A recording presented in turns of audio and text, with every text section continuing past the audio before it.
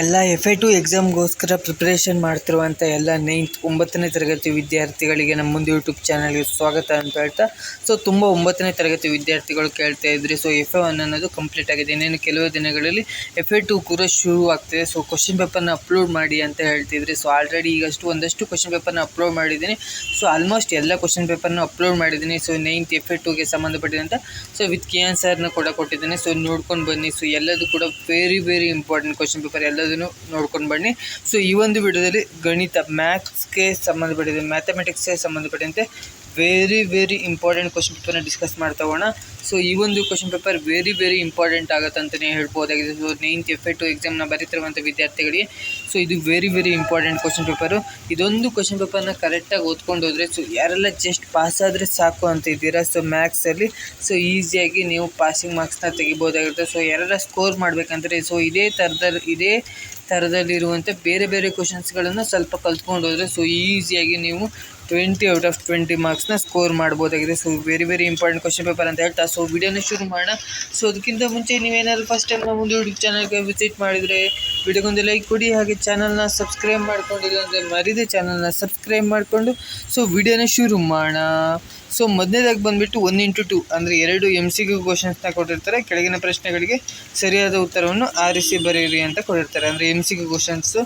ಒಂದೊಂದಾಗೆ ನೋಡ್ತಾ ಹೋಗೋಣ. X ಮತ್ತು Y ಎರಡು ಚರಾಕ್ಷರವುಳ್ಳ ರೇಖಾತ್ಮಕ ಸಮೀಕರಣವು ಸಾಮಾನ್ಯ ರೂಪ ಅಂತ ಹೇಳಿದ್ರು. ಇದು ಈಸಿಯಾಗಿರುತ್ತೆ. ಇದಕ್ಕೆ ಆನ್ಸರ್ ಬಂದುಬಿಟ್ಟು ಬಿ ಆಪ್ಷನ್ ಕರೆಕ್ಟ್ ಆಗುತ್ತೆ. X + B Y + C = 0 ಅನ್ನೋದು ಕರೆಕ್ಟ್ ಆನ್ಸರ್ ಆಗುತ್ತೆ. ಎಲ್ಲದಕ್ಕೂ ನಾನು ಲಾಸ್ಟಿಗೆ ನಿಮಗೆ ಏನಂದರೆ ಆನ್ಸರ್ ಕೀ ಆನ್ಸರ್ನ ಕೊಡ್ತೀನಿ.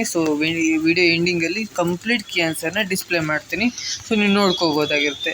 ನೆಕ್ಸ್ಟ್, ಘನಾಕೃತಿಗಳ ಅಂಚುಗಳಿಂದ ಆವೃತವಾದ ಭಾಗವೇ ಡ್ಯಾಶ್ ಅಂತ ಕೇಳಿದರೆ ಇದಕ್ಕೆ ಮೇಲ್ಮೈಗಳು ಅನ್ನೋದು ಕರೆಕ್ಟ್ ಆನ್ಸರ್ ಆಗುತ್ತೆ. ಎ ಆಪ್ಷನ್ ಕರೆಕ್ಟ್ ಆಗುತ್ತೆ. ಎ ಆಪ್ಷನ್ನ ಬರೆದ್ರೆ ನಿಮಗೆ 1 ಮಾರ್ಕ್ಸ್ ಸಿಗುತ್ತೆ. 2 MCQ ಕ್ವಶನ್ಸ್ನ ಕೊಟ್ಟಿರ್ತಾರೆ ಈ ಥರದ್ದು.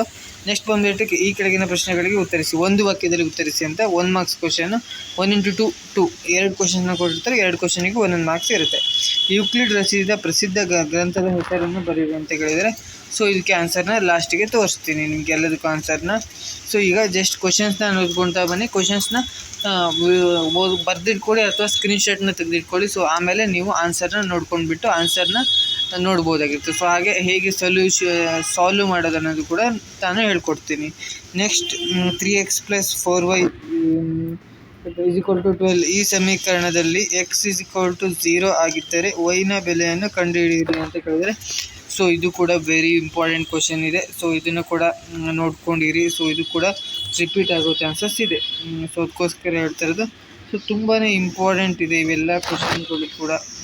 ಎಲ್ಲದನ್ನು ಕಲ್ತ್ಕೊಂಡಿರಿ.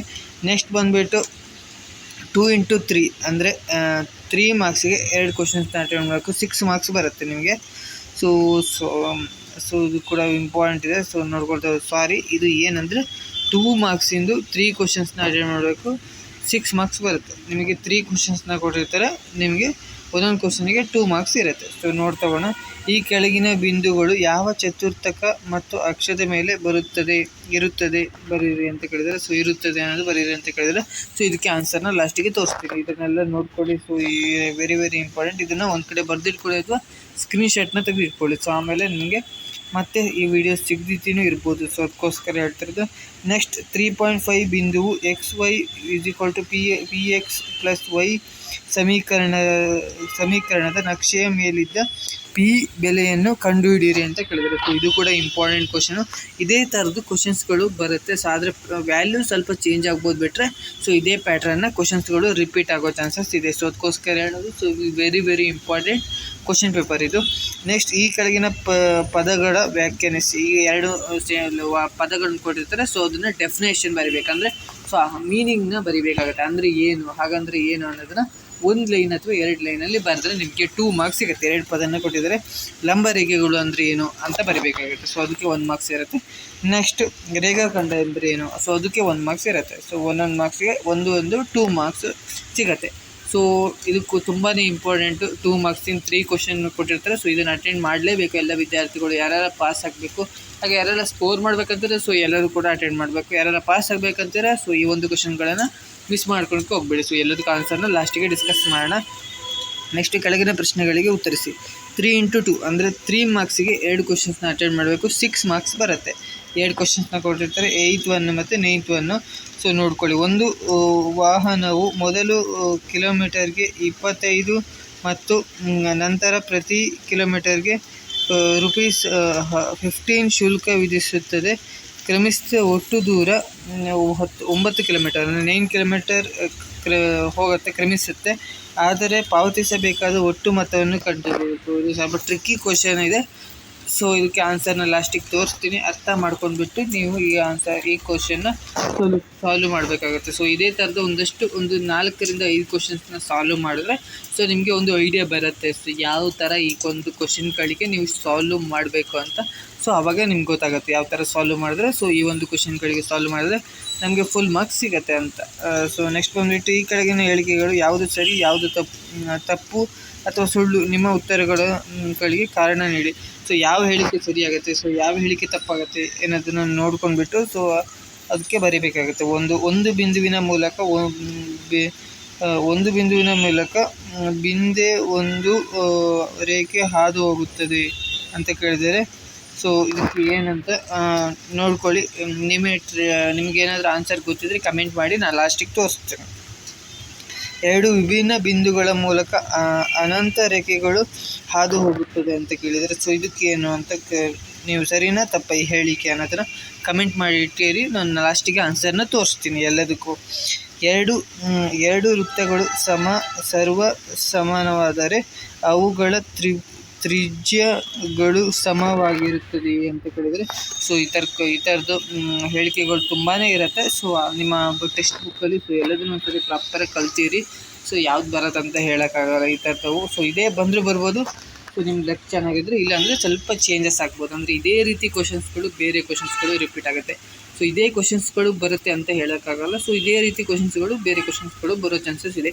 ಸೊ ಆದಷ್ಟು ಈ ಒಂದು ಕ್ವಶನ್ ಪೇಪರ್ ನಿಮ್ಮ ಫ್ರೆಂಡ್ಸ್ ಆಗಿರ್ಬೋದು, ಸೊ ನಿಮ್ಮ ಸ್ಕೂಲ್ ಗ್ರೂಪ್ ಆಗಿರ್ಬೋದು, ಸೊ ಎಲ್ಲರಿಗೂ ಶೇರ್ ಮಾಡಿ. ನಿಮ್ಮ ನೇಮ್ ಫ್ರೆಂಡ್ಸ್ ಯಾರ್ಯಾರು ಇದ್ದಾರೆ ಸೊ ಎಲ್ಲರಿಗೂ ಶೇರ್ ಮಾಡಿ. ಸೊ ಅವರು ಕೂಡ ನೋಡ್ಕೊಂಡ್ಬಿಟ್ಟು ಕಲ್ತ್ಕೊಂಡ್ಲಿ ಎಲ್ಲ ಕ್ವಶನ್ಸ್ಗಳನ್ನ.